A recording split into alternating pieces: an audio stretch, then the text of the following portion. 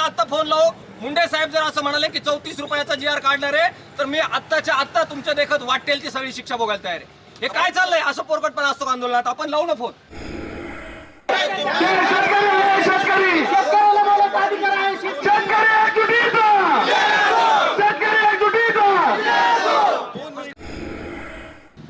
पक्षाच्या संघटनेच्या ज्या पाळीव शेतकरी संघटना आहे, ज्यामध्ये सदाभाऊ खोत यांची रयत क्रांती असेल किंवा आपल्याच तालुक्याचे भूमिपुत्र असलेले अजित नवले साहेब असतील। मी भाऊसाहेब शेळके, एक शेतकरी आहे, तालुका गंगापूर, जिल्हा छत्रपती संभाजीनगर। आम्ही 19 नोव्हेंबरला दूध दराच्या आंदोलनासाठी नवीन कायगाव या ठिकाणी रस्ता रोको आंदोलन केलं होतं आणि त्या आंदोलनाच्या अनुषंगाने आमचे विभागीय उपनिबंधक संभाजीनगर दूध सहकारी संस्था यांनी आम्हाला पत्र दिलं की 21 तारखेला अतिथी सह्याद्रीगृह या ठिकाणी दूध दराच्या संदर्भामध्ये विखे पाटील यांच्या अध्यक्षतेखाली दूध संघाचे अध्यक्ष, खाजगी दूध संघाचे अध्यक्ष आणि शेतकरी प्रतिनिधी यांची बैठक आयोजित केलेली आहे। आपण आपलं म्हणणं त्या बैठकीमध्ये लेखी स्वरूपात किंवा तोंडी स्वरूपामध्ये मांडण्यासाठी जावं असं आशय त्यांनी आम्हाला पत्र दिलं होतं। परंतु ते पत्र घेतल्याच्या नंतर आम्ही त्या ठिकाणी गेलो तर आम्हाला सर्वात प्रथम, आम्ही सर्वसामान्य शेतकरी असल्यामुळं आणि आमच्या पाठीमागं कुठलाही नेता नसल्यामुळं आम्हाला त्या ठिकाणी आतमध्ये सोडायला ह्या लोकांनी विरोध केला। परंतु ज्या पक्षाच्या संघटनेच्या ज्या पाळीव शेतकरी संघटना आहे, ज्यामध्ये सदाभाऊ खोत यांची रयत क्रांती असेल किंवा आपल्याच तालुक्याचे भूमिपुत्र असलेले अजित नवले साहेब असतील, हे लोक आमच्या अगोदर त्या ठिकाणी जाऊन बसले होते।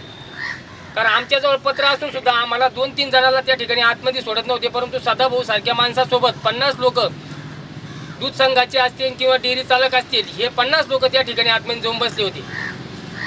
हे त्या ठिकाणी गेल्याच्या नंतर त्यांनी सर्वांनी आपापल्या खुर्च्या दाबून धरल्या आणि आम्ही शेतकरी असल्यामुळं आम्हाला यांना उभं केलं। आम्ही त्या ठिकाणी परत आम्हाला पुन्हा संघर्ष करावा लागला। आम्ही आपलं त्या टी सर्कलमध्ये जाऊन खाली जमिनीवर बसलो। जमिनीवर बसल्याच्या नंतर तेव्हा कुठं त्यांना कुठंतरी जनाची नाही तर मनाची वाटायला लागली, त्यांनी आम्हाला खुर्च्या बोलून घेतल्या। आम्ही त्या खुर्चीवर त्या ठिकाणी बसल्याच्या नंतर मीटिंगला सुरुवात झाली। प्रत्येक दूध संघाच्या चेअरमनचं म्हणणं होतं की आम्हाला दुधाला भाव द्यायला परवडत नाही, दुधाचं उत्पादन खूप वाढलेलं आहे, इंटरनॅशनल मार्केटमध्ये दूध पावडरचे आणि बटरचे दर पडलेले आहे, त्याच्यामुळं आम्हाला दुधाला 34 रुपये दर देता येणार नाही, असं सगळ्या दूध संघावाले एका सुरात ओरडायला लागले। आम्हाला बी अपेक्षा होती की बा आपण ज्यांना शेतकरी नेते मानतो हे लोक प्रखरतेने त्या ठिकाणी मीटिंगमध्ये आपल्या दूध दराच्या बाबतीमध्ये भूमिका मांडतील। परंतु ह्या लोकांनी गोलमोल भूमिका घेऊन का बा बरोबर खरं तुम्ही याला दूध संघाला दुधाला दर द्यायला परवडतच नाही, तर तुम्ही जे दूध संघ आहेत या दूध संघाला दूध पावडरला तुम्ही अनुदान दिलं पाहिजे। परंतु यांच्या तोंडाला काही आलं नाही की शेतकऱ्याच्या दुधाला 5 रुपये 10 रुपये वाढवून द्यायचं, जर यांना परवडत नाही तर शासनाने दिले पाहिजे, पण हे यांच्या काही तोंडाला आलं नाही। म्हणून शेवटी न राहून आम्हालाच त्या ठिकाणी उभा राहून बोलावं लागलं। आम्ही शेतकऱ्याची भूमिका त्या ठिकाणी प्रामाणिकपणे मांडली, कारण आम्ही स्वतः शेतकरी, आमच्याकडे 2-2, 3-3 गाय आहे। कारण 1 लिटर दूध उत्पादित जर करायचं म्हटलं तर 42 रुपये 1 लिटरला खर्च येतो, हे आपल्या सगळ्याला माहिती आहे। परंतु हे होत असताना सुद्धा आपल्या दुधाला 42 रुपये उत्पादन खर्च तर बाजूला सोडून द्या, पण ते तोट्यात धंदा म्हणजे 27 रुपये रेटनं आपल्याला दूध द्यावं लागू राहिलं। तर हे सगळं झाल्याच्या नंतर ज्यावेळेस जे आपले दुग्ध विकास पशुसंवर्धनाचे जे सचिव आहे तुकाराम मुंडे साहेबांनी या सगळ्या गोष्टीची पार्श्वभूमी ऐकून घेतल्याच्या नंतर त्यांनी एक असं कळवलं की बा ज्या टायमाला तुम्ही 40 रुपयांना 42 रुपयांना दूध खरेदी करत होते, त्या टायमाला तुम्ही ज्या रेटमध्ये दूध विकत होते पुढेची पॅकिंग करून, आज सुद्धा त्याच रेटमध्ये तुम्ही दूध विकू राहील, त्यामध्ये तुम्ही ग्राहकाला त्याचा कुठल्या प्रकारचा तुम्ही फायदा दिलेला नाही आहे। म्हणजे हा पैसा तुम्ही 40 नाही घेतला तरी तुम्हाला तेवढाच नफा, 27 नाही घेतला तरी मग तुम्ही शेतकरी का मारू राहिले। परंतु ह्या लोकांनी काय केलं की त्या बैठकीमध्ये एका सुरामध्ये काही जे पाळीव शेतकरी संघटनेचे नेते ह्या लोकांची यांची पुन्हा एक छोटीशी बैठक झाली आणि ह्या बैठकीमध्ये आल्याच्या नंतर त्यांनी एक मागणी केली की आम्हाला 34 रुपये दर मान्यच नाही आहे, आम्हाला 50 रुपये दर मिळाला पाहिजे। परंतु त्या बैठकीमध्ये त्यांनी ज्या पहिल्यांदा 34 रुपये धरला, 3-5, 8-5चा जो फॅटचा आणि SNFचा रेशिओ होता, हा रेशिओ कमी केला आणि 3-2, 8-3 साठी जे WHO मानांकन दिलेलं आहे तर त्याला 34 रुपये दर देण्यात यावा असं सर्व मंत्रिमंडळाच्या बैठकीमध्ये ठरलं. परंतु त्यामध्ये ह्या लोकांनी त्या शासनाच्या अध्यादेशाची होळी केल्यामुळं त्या लोकांनी अजूनपर्यंत त्याचा अध्यादेश काढलेला नाही. कारण इकडं आम्ही त्या ठिकाणी भूमिका मांडताना म्हटलं की बा शेतकरी नुसता दूध उत्पादकच नाही, शेतकरी कांदा उत्पादक आहे, शेतकरी ऊस उत्पादक आहे, शेतकरी गहू उत्पादक आहे. ज्या टायमाला आमच्या मालाला भाव भेटायला लागतो त्या टायमाला तुम्ही बाहेरून आयात करता. आज आपल्या भारत देशामध्ये एवढी लोकसंख्या आहे, जेवढी एखाद्या युरोप कंट्रीमध्ये जेवढे देश आहेत त्याच्यामध्ये जेवढे लोक राहते त्याच्यापेक्षा जास्त लोक आपल्या भारत देशामध्ये. बाहेरून येणारं दूध पावडर आणि बटर तुम्ही जर आयातच करायची जर थांबवली तरी आमच्या शेतकऱ्याच्या दुधाला आज बी 70-80 रुपयाचा दर मिळतो. त्यामध्ये जे भेसळीचा जो प्रकार हो राहिला, हा भेसळीचा प्रकार आपला कुठलाही शेतकरी त्या ठिकाणी करत नाही. परंतु हे दूध संघ चालक यांचे पुढेतलं दूध, यांचा फॅट राहतो 1.5%, हे हजारो लिटर पाणी त्या दुधामध्ये मिक्स करतात आणि दुधामध्ये भेसळ जे करतात ते हेच लोक करतात. दूध वाढलेलं नाहीये. दूध वास्तविक पाहता आपण मागं बघितलं असं विधानसभेमध्ये लक्षवेधी झाला, 14 कोटी लिटर दुधाची उत्पादकता आहे, 64 कोटी लिटर दुधाचं मागणी आहे. पण तरी सुद्धा हे लोक म्हणून राहिले की दूध वाढलेलं आहे, दूध वाढलं, पण दूध बीत काही वाढलेलं नाहीये. वास्तविक पाहता यांची शेतकऱ्यांना लुटण्याची जी भूक आहे ही भूक वाढलेली आहे. म्हणून हे लोक अशा पद्धतीचा कांगावा करून शेतकऱ्याच्या बाबतीमध्ये जर चांगला निर्णय झाला तर त्या शेतकऱ्याच्या निर्णयामध्ये, शेतकऱ्याच्या अन्नामध्ये माती कालवण्याचं काम हे शेतकरी संघटनेचेच लोक करत आहेत.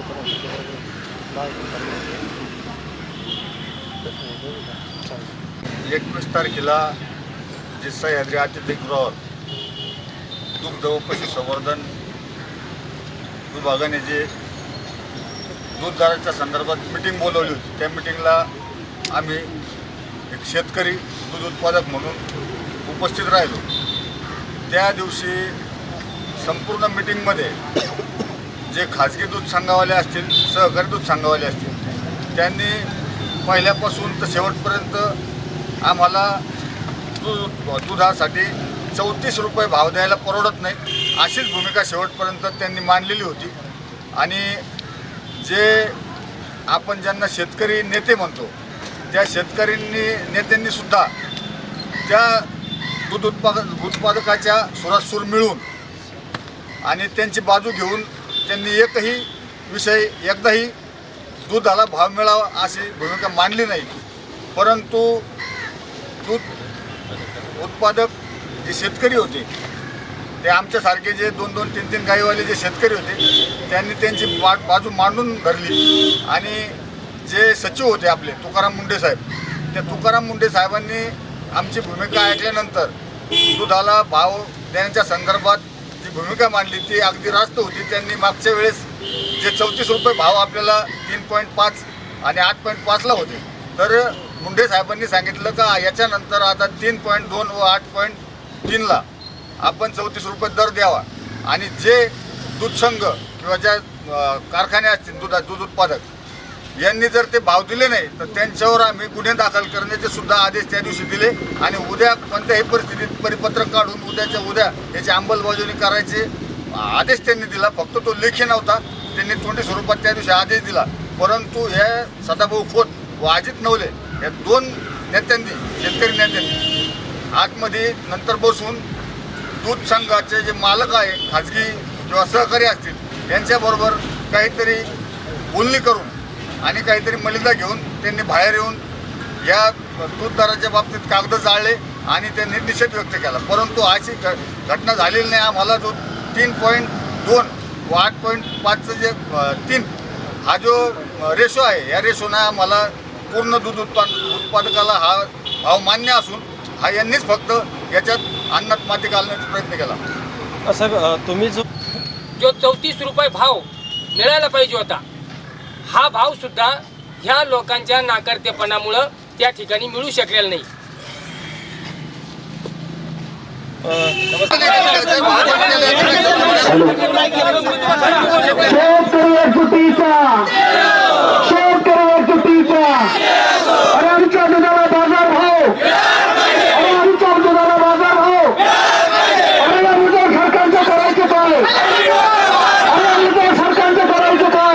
तयार राज्यातील दूध शेतकरी हे सगळे इथं जी कन्फ्युजन तयार झाली आणि कुठंही आंदोलन करण्याचा अधिकार आहे. बघा, ही संघटनेमार्फत आम्ही एक बिगर राजकीय इथं अजेंडा असा म्हणून ही संघटना स्थापन केलेली आहे. मला यात संघटनेची भूमिका मांडणे अत्यंत गरजेचं आहे. एकतर पहिली गोष्ट, आम्ही 2 वेळा प्रशासनाला निवेदन देऊन नंतर 23 तारखेला उपोषणाला बसण्याचा इशारा दिला होता. त्याच्यानुसार आम्ही 23 तारखेला उपोषणाला बसलो. आधी 2 दिवस आधी जी मीटिंग झाली त्याला सर होते आणि हे सगळे उपस्थित होते. मीटिंगमध्ये काही निर्णय झाला नाही ही आमची माहिती, त्यामुळे आम्ही ठरल्याप्रमाणे उपोषणाला बसलो. त्यानंतर सरांनी 24 तारखेला त्यांचं आंदोलन घोषित केलं. त्याच्याबद्दल काही ठीक आहे, हरकत नाही, त्यांची संघटना काय निर्णय घ्यायचे त्यांचे अधिकार. पण त्याच्यानंतर त्यांनी आता काल परवापासून 28 तारखेपासून संघटनेचं आंदोलन घोषित केलं, त्याचाही आम्ही आदर करतो. इकडे आम्ही उपोषणाला बसलोय, त्यांनी आम्हाला जर येऊन खंबीर पाठिंबा दिला असता आणि त्यांची पूर्ण ताकद आमच्या मागे उभी केली असती तर आम्हाला आनंदच झाला असता. तरी त्यांनी वेगळाच करण्याचा निर्णय घेतला, आम्ही त्यांचा आदर करतो. आम्हाला त्याच्याबद्दल काहीच म्हणायचं नाही. नवीन शेतकऱ्यांच्या मुलांची संख्या पाहुण्यांनी पण आपल्याशी बोलायला पाहिजे होतं की नक्की ते काय मांडणार आहेत. त्याच्यामुळे त्यांचा आमच्या तालुक्यात येऊन जर आम्हाला जर आवाज चढवावा लागला याबद्दल मलाही खेद वाटतोय. त्यांच्याशी आम्ही नक्की बोलू. त्यांच्या मनातला जो गैरसमज आहे 3.5 8.5चा अशा प्रकारच्या शासनादेशाचा, तर त्यांना आम्ही आमच्यापर्यंत परत समजून सांगू. मी परत एकदा सांगतो, हे सगळं जे आंदोलन पोरांनी उभं केलेलं आहे, आम्ही ठामपणाने या पोरांच्या मागे आहोत. असे अनेक पोरं तयार झाल्याशिवाय शेतकऱ्यांचं कल्याण होणार नाही. परंतु हे आंदोलन करत असताना आंदोलनाची एकदम थीम काय आहे आणि त्यातल्या अचूक मागण्या काय आहेत त्याचा अभ्यास हवा. मी परत एकदा सगळ्यांना सांगतो, 3.5 8.5ला 34 रुपये शासनाने दर द्यावा हा आदेश काढलेला होता, पण तो पाळायला कंपन्यांनी आणि दूध संघांनी नकार दिलेला आहे. तो पाळला जावा आणि शेतकऱ्यांना 34 रुपये मिळावे यासाठी आपल्याला प्रचंड संघर्ष करावा लागेल आणि त्यानंतरच तो भाव मिळेल. हे मित्र जे सांगतायत की अशा प्रकारे भाव मंजूर झालेला आहे, तसं झालेलं नाही. त्यामुळे लढा सुरू ठेवा, आंदोलनं सुरू ठेवा आणि आंदोलनाच्या मंडपाचं पावित्र्य राखा. मित्र जे आले ते इथे बसले, त्यांना परत आम्ही भेटू, त्यांचा सत्कार करू. एक प्रकारे त्यांच्या जी एक प्रकारे जे जरा संघर्ष झाला पाहुण्यांचा तसं होऊ नये, तर त्यांचा पाहुणचार एक प्रकारे करून अगदी सन्मानाने आम्ही त्यांना अकोल्यातून हे करू. बिलकुल त्यांचा अनादर आम्ही करणार नाही. आपल्या सगळ्यांची मागणी एकच आहे, कुणाचीच मागणी वेगळी नाही. डॉक्टर साहेबांची तीच मागणी, संभाजीनगरवरनं जे आले, प्रवरा संगमवरनं जे आले, सगळ्यांची मागणी आणि आपण तालुक्यातून जमलोय सगळ्यांची मागणी एकच आहे. म्हणून माझी सगळ्यांना नम्रतेची विनंती, आजच्या नंतर या आंदोलनाला, या उपोषणाला सर्व तालुक्यातील दूध उत्पादकांनी, डेअरीवाल्यांनी उत्स्फूर्त असा प्रतिसाद द्यावा. सगळ्यांनी इथं ताकदीने यावं. विखे साहेब या मंडपात कसे येतील, आपल्याला न्याय कसा देतील आणि हे सरकार ह्या आंदोलनापुढे झुकेल कसं आणि आपल्या माय माऊलीला आणि आपल्या गाईला खऱ्या अर्थाने न्याय कसा मिळेल यासाठी आपल्याला काम करायचं. सगळ्यांना या संघटनेचा अध्यक्ष या नात्याने आणि एक उपोषणकर्ता या नात्याने मी अगदी हात जोडून नम्रपूर्वक विनंती करतो, कुणीही कुणावर आरोप प्रत्यारोप कृपया करू नका. सगळ्यांनी एकच भावना घेऊन चला. दूध उत्पादकांच्या व्यथा समजून घ्या. त्यांचा आज जो रोष आहे त्याचं एकमेव कारण आहे का त्यांचं खऱ्या अर्थाने कर्जामध्ये बुडालेले व्याज भरायला लागते, त्यांच्या परिवाराचं खऱ्या अर्थाने वाटोळं झालेलं आहे. म्हणून हा सगळा विषय. इथे श्रेयवादाची लढाई नाही, यातनं कुणाला नेता व्हायचं नाही, कुणाला काही कुठले पैसे कमवायचे नाही. इथं सगळे व्यथा घेऊन या ठिकाणी बसले, तळमळीने बसले. प्रत्येकाला खऱ्या अर्थाने घरी कामं आहेत, कुणी रिकाम तिकडे नाही.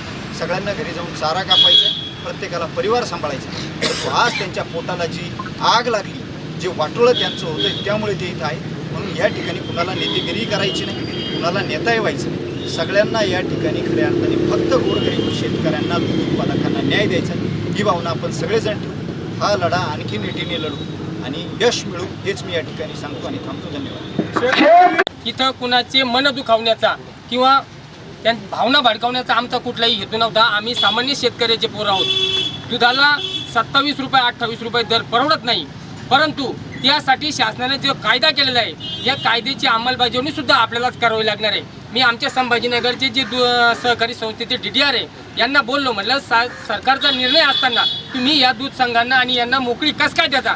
तर ते म्हणे तुम्ही जर आमच्याकडे आले, तुम्ही जर मागणी केली तर आम्ही त्यांच्यावर कारवाई करू. तर यांच्यावर गुन्हे आपल्यालाच दाखल करावे लागणार आहे. शासन काही होऊन दाखल करणार, कारण सरकारमधल्या बऱ्याच लोकांची याच्यामध्ये दूध संघ आहेत, सहकारी संस्था आहेत, खाजगी संस्था त्यांच्याच आहेत. हे काही वेगळं सांगण्याची गरज नाही आहे. परंतु नवले साहेबांना आम्ही महाराष्ट्राचे शेतकरी नेते म्हणून पाहतो आणि त्यांना मी आज नाही, जवळपास 10 वर्षापासून नवले साहेबांचा माझ्याकडे नंबर आहे, माझाही त्यांच्याकडे नंबर आहे. त्यांचे मॅसेज, प्रत्येक आंदोलनाची माहिती माझ्यापर्यंत येत राहते आणि आम्हाला जी आंदोलनातून याची लढण्याची जी ऊर्जा मिळाली हे यांच्या कुठूनच आम्हाला भेटते. सदाभाऊचं आम्हाला काही नाही. मी 2005-06 पासून शेतकरी चळवळीचा कार्यकर्ता आहे आणि अजून मी कार्यकर्ता आहे. मी काही नेता झालेलो नाहीये, परंतु माझी काय भूमिका आहे का जे झालं ते खरंच फक्त स्पष्ट बोलायचं, आपलं काहीच नाही, जे जिथं झालं तिथं सोडून द्यायचं आणि आपल्या उद्योगाला लागायचं, अशी आमची भूमिका आहे. आमचे मित्र विनोददादा काळे पाटील आहे, हे सुद्धा एक शेतकरी. आमच्याकडे घरी 18-20 एकर आमच्याकडे जमिनी आहेत आणि परंतु एवढी जमीन कसून सुद्धा आम्हाला आमच्या घरोडले पत्रे बदलतील एवढी परिस्थिती साहेब आमची झाली नाही. आपल्याला माहिती आहे, म्हटलं आमचा शेतकरी फक्त नुसता दूध उत्पादकच नाही आहे, आमचा शेतकरी हा ऊस उत्पादक सुद्धा आहे, आमचा शेतकरी हा कांदा उत्पादक पण आहे. परंतु ज्या वेळेस आमच्या शेतकऱ्याच्या मालाला भाव भेटायला लागतो त्या टायमाला हे सरकारकडून तरी बाहेरून माल आयात करतं किंवा निर्यात बंदीसारखे निर्णय घेतं आणि शेतकऱ्याच्या अन्नामध्ये माती कालवण्याचं काम करतं.